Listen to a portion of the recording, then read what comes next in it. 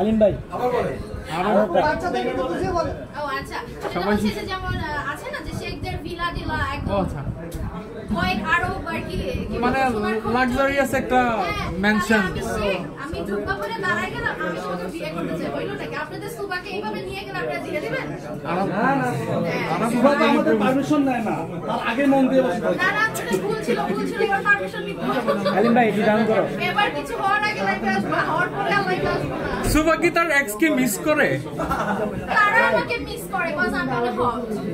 কতজন এক্স ছিল আপু? মানে আপনারা জানেন কতজন, সে কয়জন ছিল? তারা তো অনেক সুখী দেখা যায় অনেক। আপু আমার একটা কথা, বউকে নিয়ে ক্রিকেট খেলে তারা সুখী না, যতটা দেখা যায় ততটা না। আর যে জিনিসটা সুখ বেশি সেটা ঢেকে রাখে, আর যেটা শো অফ সেটা সবাইকে দেখায়। আপু আপনি কি দুবাই স্পেশাল কারোর সাথে মিট করবেন? স্পেশালটা কে আমার থেকে বেশি শুনি?